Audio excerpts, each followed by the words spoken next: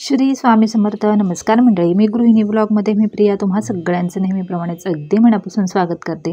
आजचा दिवस तुम्हाला शुभ जावो. तुमच्या मनातल्या सगळ्या काही ज्या काही चांगल्या इच्छा असतील त्या स्वामी महाराज लवकरच पूर्ण करोत आणि आलेलं हे नवीन वर्षसुद्धा तुम्हाला सुखाचं, समाधानाचं, आरोग्यपूर्ण, भरभराटीचं, समृद्धीचं जावो हीच स्वामी महाराजांचरणी प्रार्थना करून आपण आजच्या व्हिडिओला सुरुवात करूयात.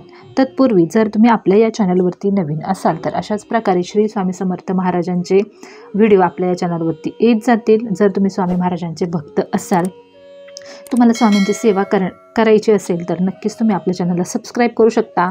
खूप छान छान अशी माहिती मी आपल्या या चॅनलवरती तुमच्या उपयोगी जी माहिती पडेल अशी देण्याचा प्रयत्न करेल. आणि हा जर व्हिडिओ तुम्हाला आवडला तर व्हिडिओला एक लाईक करा आणि कमेंटमध्ये श्री स्वामी समर्थ लिहायला विसरू नका. तर चला आपण आपल्या व्हिडिओला सुरुवात करू.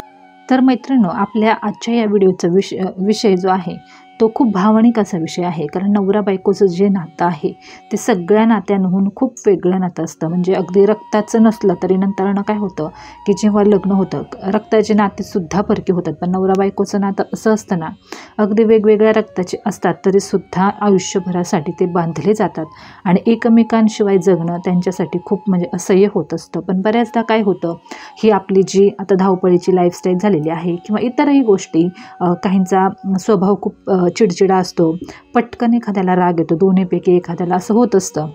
किंवा मग दोन्हीसुद्धा जे नवरा आणि बायको दोघेसुद्धा जे असतात ते खूप रागीट स्वभावाचे असतात. मग अशा वेळी आपल्या नात्यामध्ये खूप कटुता यायला सुरुवात होते आणि अगदी ते नातं तुटण्याच्या पलीकडे म्हणजे तुटायलाच लागतं. थोडक्यात की दोघांनाही असं वाटतं की या नात्यात राहिलेलंच बरं. तर मग बऱ्याचदा असं होतं की मग ते बसून बोलत नाहीत किंवा मग तिसऱ्या कुठल्या व्यक्तीने जर हस्तक्षेप केला तर मग ते नातं अजून बिघडतं. आणि मग त्यासाठी काही असे सोपे उपाय जे आहेत ते जर आपण केले तर 100% आपल्या नात्यामध्ये फरक पडत असतो. तर आता हे जे उपाय मी तुम्हाला सांगणार आहे खूप सोपे उपाय आहेत. एकच उपाय तुम्हाला करायचा आहे तुमच्या नवरा बायकोच्या नात्यासाठी. आणि नवरा बायकोचं नातं बिघडण्याचं सगळ्यात महत्त्वाचं कारण अजून एक असू शकतं की घरामध्ये पैशाची कमतरता किंवा आर्थिक परिस्थिती जर तुमची खूप खराब असेल तरीसुद्धा नवरा बायकोमध्ये प्रॉब्लेम्स येत असतात.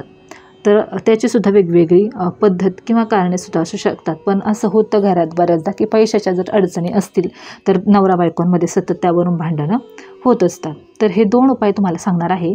एकाच गोष्टीपासून आपल्याला फक्त जी इलायची आहे ना ती लागणार आहे आणि ह्या इलायचीनेच आपल्याला हे 2 उपाय करायचे आहेत, जेणेकरून तुमच्या घरामध्ये पैसासुद्धा येईल आणि तुमचं जे नातं आहे ना नवरा बायकोचं ते सुद्धा चांगलं होणार आहे आणि हळूहळू चांगलं होणार आहे. तुमच्या दोघांमधलं प्रेम आपापसातलं वाढणार आहे. तर आता कोणाची श्रद्धा असेल नसेल, पण आपण आपल्या संसारासाठी करतोय, आपला संसार टिकावा म्हणून करतोय. त्यामुळे आपण कुठलं वाईट हेतूने आपण करत नाही. फक्त प्रत्येकाला वाटतं आपला संसार टिकावा, प्रत्येक बाईला वाटतं की आपल्या नवऱ्याला आपण जे काही चांगल्या गोष्टी सांगतो ते त्यानं ऐकावं. पण बऱ्याचदा असं होतं की एक प्रकारचा पुरुषी अहंकार पुरुषांमध्ये असतो आणि त्यामुळे बायकोने सांगितलेली गोष्ट त्यांना पटत नाही किंवा ते त्याकडे लक्ष देत नाही. आणि कधी पटत असून सुद्धा फक्त काही लोकांचं असं असतं की हा फक्त बायकोचंच ऐकतो आणि त्या भीतीने ते बायकोचं ऐकत नाहीत. घरातली जी लोकं असतात दुसरे, तर ते सुद्धा असं बोलतात की हा बायकोचं ऐकतो, त्यामुळे मग नवरासुद्धा बायकोचं ऐकू शकत नाही. अशा गोष्टी होत असतात.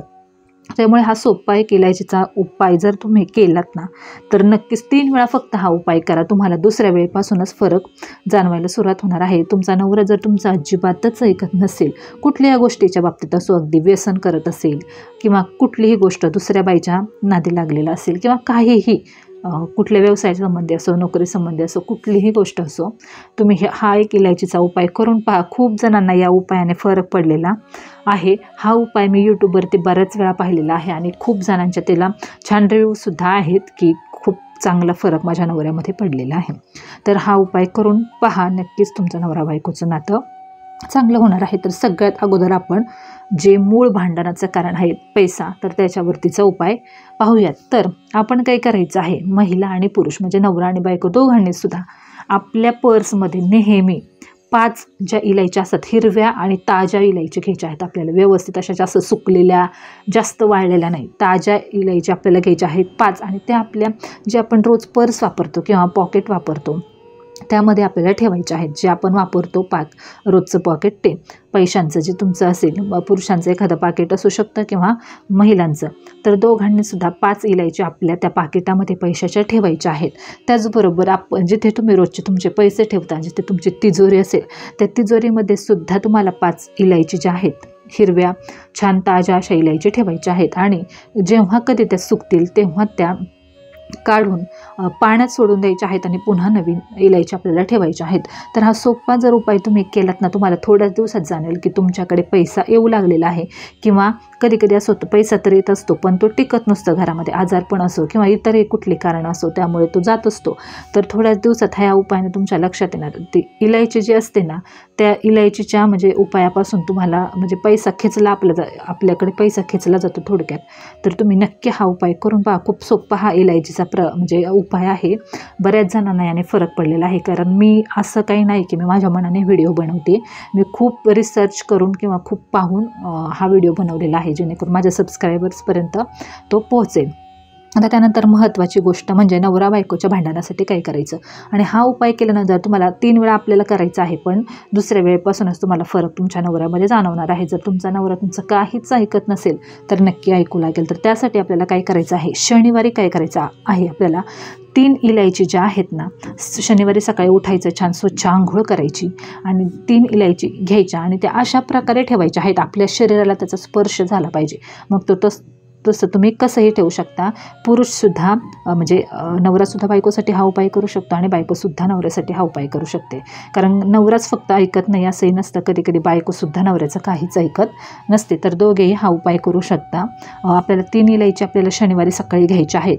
लवकर उठायचं, आंघोळ करायची, 3 इलायची घ्यायच्या आणि आपल्या शरीराला स्पर्श होईना अशा रीतीने तुम्ही कुठेही ठेवा. आता ते मी सांगत नाही, तुम्हाला जिथे फक्त आपल्या शरीराला स्पर्श झाला पाहिजे अशा रीतीने आपल्याला त्या 3 पण इलायची ठेवायच्या आहेत.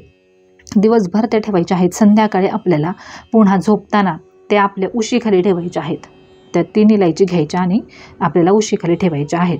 रात्रभर त्या तशाच ठेवायच्या आहेत. सकाळी उठल्यानंतर त्या इलायचीचं काय करायचं, तर सगळ्यात अगोदर इलायची आपल्याला दिवसभर ठेवताना आपल्याला त्या हातामध्ये धरून कशासाठी आपण ते करतोय हे म्हणजे थोडक्यात सांगायचं आहे की माझ्या नवऱ्याने माझं ऐकू दे, किंवा मग स्वामींना सांगू शकता तुम्ही, काहीच प्रॉब्लेम नाही. फक्त इंटेन्शन आपल्याला तशा प्रकारे द्यायचं आहे, सूचना आपल्याला द्यायच्या आहेत की माझ्या नवऱ्याने माझं ऐकावं आणि सगळ्या गोष्टी चांगल्या जे काही मी त्यांना सांगते त्यांनी माझं ऐकावं, त्यांची चिडचिड कमी व्हावी, त्यांचा रागीट स्वभाव कमी व्हावा आणि त्यांनी माझं सगळं ऐकावं आणि ऐकलंच पाहिजे त्यांनी माझं, अशा प्रकारे इंटेन्शन द्यायचं, सूचना द्यायच्या.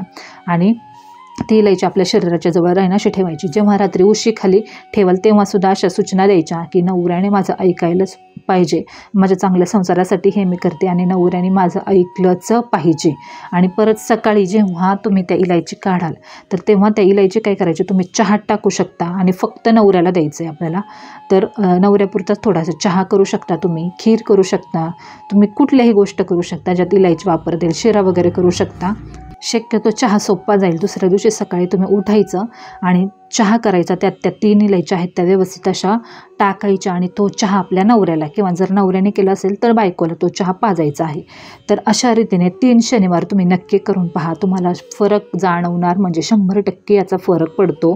फक्त इंटेन्शन द्यायचं, कुठलीही गोष्ट तुम्ही करणार असाल तर सूचना द्यायच्या की तो चहा जरी तुम्ही करत असाल ना तेव्हासुद्धा इलायची टाकताना तुम्हाला सूचना द्यायच्या आहेत की माझ्या नवऱ्याने हा चहा पिल्यानंतर माझं ऐकलंच पाहिजे. तर अशा प्रकारे आता याला आपण वशीकरण सुद्धा म्हणू शकतो, पण आपण आपल्या संसारासाठी करतोय, त्यामुळे आपण कुठल्या वाईट गोष्टीसाठी हे करत नाही आणि वाईट गोष्टींसाठी याचा उपयोगही कधी करायचा नाही, त्याला यश कधी मिळत नाही, आपणच कुठल्या ना कुठल्या संकटात सापडत असतो.